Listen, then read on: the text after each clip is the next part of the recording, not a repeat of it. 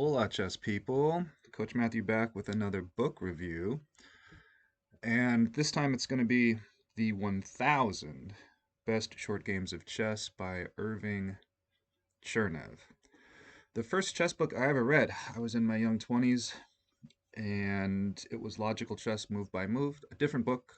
This book was published, I think, 2 years before Logical Chess Move by Move. And I really enjoyed Chernev's style of writing. He throws in a lot of stories, very practical, clear cut examples, perfect for the club player. If it wasn't for that first book I read, had it not been an enjoyable read, would I be making this video now and having taught for the last almost 2 decades? Probably not. But Chernev really captivated me with his writing and his examples. This book here, that photograph is my copy, I believe, from, I don't know, 3 decades after the first printing. This Fireside edition is in descriptive notation. This book has been reprinted several times. I know that there are algebraic notation editions available. This edition has an index. I don't think all of these editions did, but as the years have gone on, the reprints have been kinder and kinder to this book. So let's read the back here. All right. Fireside Chess Library, the 1000 Best Short Games of Chess. Quote, Irving Chernev was one of America's most prolific and valuable chess players. His best works were a weaving together of games and stories, anecdotes and examples, which entertained as well as taught, a boon to inquiring minds. Few other chess books come close to offering so much exciting creativity so compactly. End quote. From the introduction by Bruce Pandolfini. By the way, a tremendous writer as well. Chess enthusiasts of all levels will love Chernev's classic collection of 1,000 of the finest 5 to 15, actually it goes up to about 25, 15-move games in chess history. No other book provides so many delightful, very short games, each accompanied by Chernev's witty and entertaining commentary, and virtually all containing a quick, clear, easy-to-absorb chess lesson. With diagrams throughout, and with a wonderful new introduction and an index of chess openings, both by Bruce Pandolfini, 1000 Best Short Games is a perennial delight for chess players of all levels and ages. Okay, let's get to a couple of examples. Light spoilers again. There's 1,000 games given in this book. We're going to look at 3. So very light spoilers. But before we get to the games, let's open it up here. And we're going to go to the foreword by Chernev, where he groups together some of the games into these following categories. This is before, well, it doesn't have a table of contents, it's too many games. The games are given in order, least amount of moves to greater. And then at the end, there's, I believe, some blindfold groupings, at least in this edition. So, okay, these are the groupings here. We've got quick knockouts of great masters. Reuben Fine loses in 7 moves, Tartakower in 10, Anderson in 12. You get the point. Games won by celebrities, including Napoleon, one of the popes, Tolstoy. Games won by prodigies. I think you can guess to some of the names. Keep in mind this was published in 1955. Games won by moving pawns only. Interesting. Mate by prediction. Make sure you're not on the receiving end of that. Mate by suffocation. Don't forget to breathe. The epaulette mate. Mate by underpromotion. Mate by castling. Mate by a ringed piece. Mate by capturing en passant. The deadly quiet move. The promenading pawn. King wanderings. Knight gallopings. Miracles of blindfold play. Not to classify things, as he said, it's a sampling of some of the more unusual aspects of chess to whet your appetite. So let's We're not going to start with the first 3 games in the book. I chose games that I happen to enjoy. So the first one we're going to see is played by George Koltanowski. Here we go. We've got a game from 1931. Colty is playing in a, how many board? 30 board blindfold simultaneous exhibition. So Colty's playing blindfolded. Not a shock. Not a shock. By the way, in that simultaneous exhibition, he scored 25 out of 30. 25 out of 30. No losses. All right, so this is one of my favorite games. I remember this from Colty's book, Adventures of a Chess Master. And Colty would sign all his books, I believe. So if you have a George Koltanowski book, it's likely got his signature in it. And Colty's got the white pieces here against an amateur. All right, keep in mind, Colty's blindfolded. All right, so we've got a Caro con. Exchange on e4, knight f6. Okay, here we go. Offering a pawn. Fun times, fun times. A pawn is worth 3 good moves. Queen takes, and it's time to gain a tempo at the expense of the queen. Queen e2.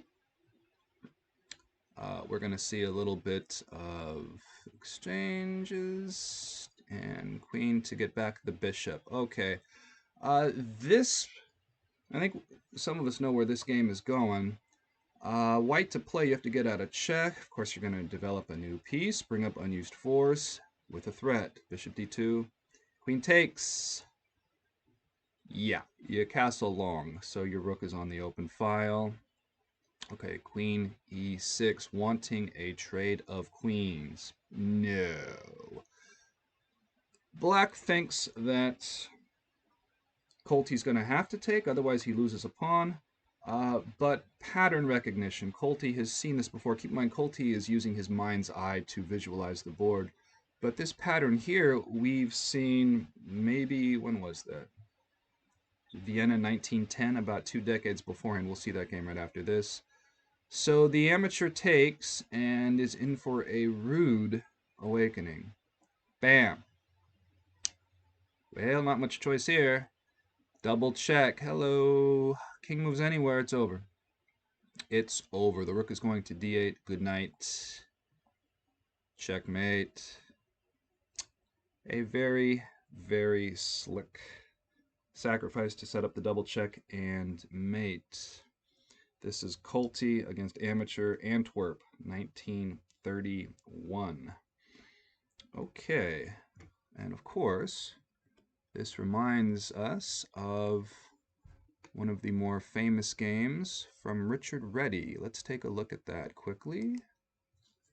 Here we go. I still remember looking at this game for the first time. It was, what year? I guess about 2005 was the first time I saw this game. And I couldn't believe it. I just couldn't believe it. I was walking around the house I was living in back then in San Jose, just walking into just around the home in just complete disbelief that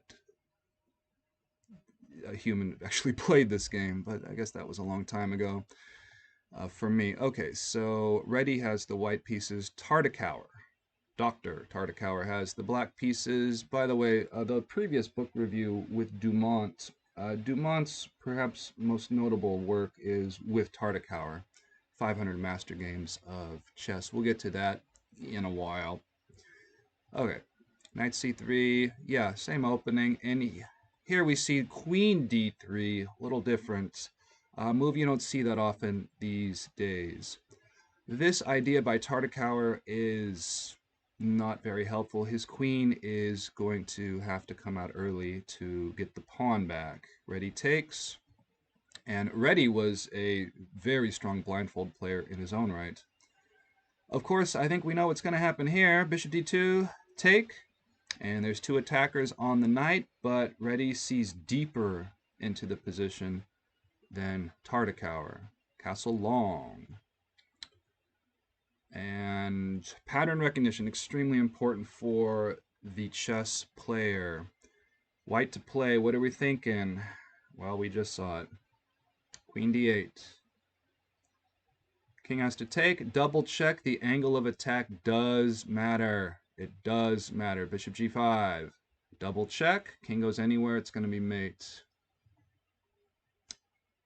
Bishop d8, checkmate.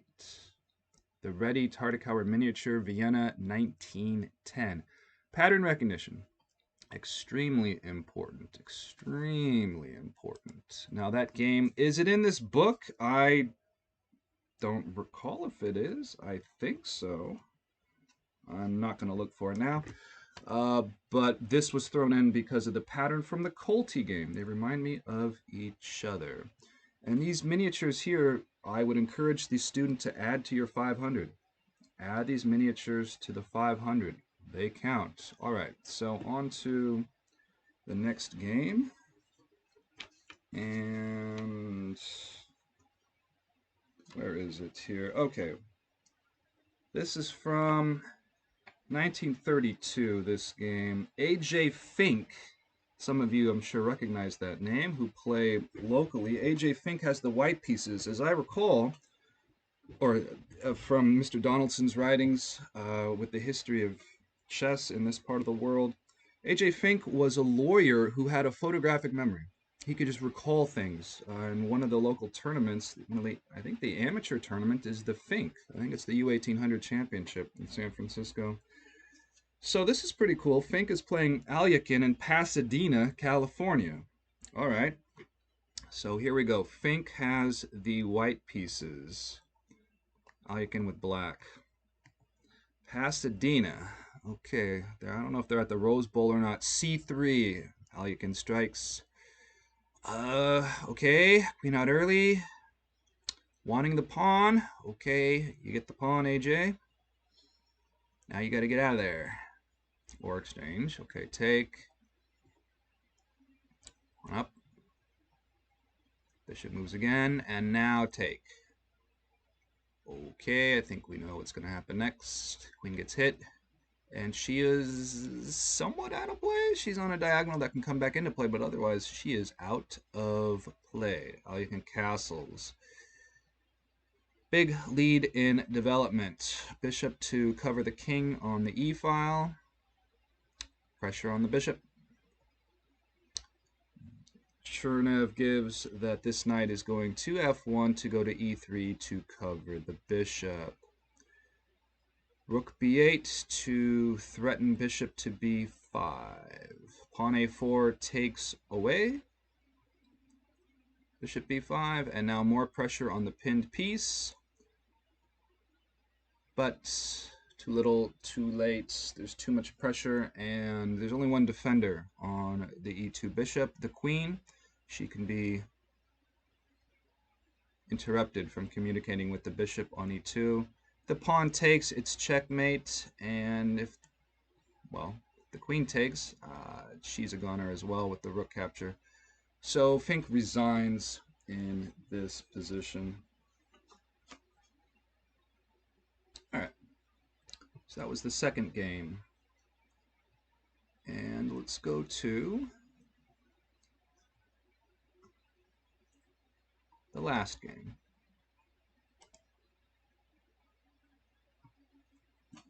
And we've got Reagan.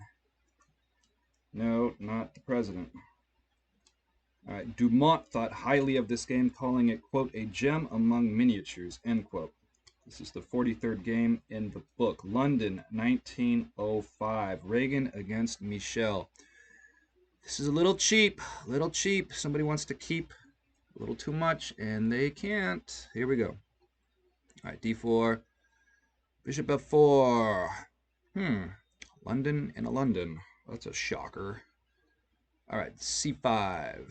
Takes. Okay, bishop moving twice to take a piece that hasn't moved at all. Not a good idea. White thinks they can keep the c5 pawn. That pawn, when it captures on c5, will have invaded. It's easier for black to get to c5 than for white to get to c5. This is a bad idea. At such an early stage, you can't do it, Reagan. e6, attacking the pawn, wanting it back. Queen d4, wanting to keep the pawn. Queen guarding a pawn, not necessarily a good idea. This is not a passer. More pressure on the pawn. Reagan wants to keep the pawn. Nope, not happening. Take. Rook takes. Okay, so the b4 pawn is hit, and so is the c pawn. There's only one move to keep both. But tactically, this does not work. Bammo. Queen can't take because the bishop will take.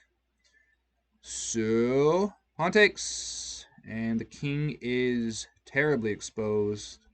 This is a forced checkmate, no matter what. Check. Queen has to block. She's pinned. She's pinned. She's pinned. Bring up unused fours. Check. Somebody's got to block. Can't be the queen. It's got to be the knight. And the queen is blocked. The king may not move into check. Checkmate in one. Michelle beats Reagan. Okay. 1,000 best short games of chess. A wonderfully packaged book. You get a lot in this book. 1,000 games. Some of them are odds games. Some of them are blindfold games. They're games from all over the world, from all sorts of players. Masters, amateurs, everything in between. Games from California, local players from way back. It's tremendous. I really, really enjoy this book. I highly recommend this book for all the students, especially those of you trying to add to that 500, who enjoy miniatures, who want to understand games. These games are short. A lot of the moves you'll understand just by seeing them, and some of the games are quite complicated, but the explanations are there, and you'll be able to digest this book thoroughly. It's a lot of fun. It's concise. Chernev gives a little story before, a little setup before each game. And there's no reason not to just browse through this book. It's a lot of fun. I highly, highly recommend any Irving Chernev book, but especially this one. Is it his best? It's the most effective book? Maybe. It's either this or Logical Chess for me. It's one or the other. So I would give this 2 thumbs up wholeheartedly, and a 10 out of 10. Definitely the 1,000 best short games of chess. You don't want to miss any of them. A lot of fun. Thank you for watching.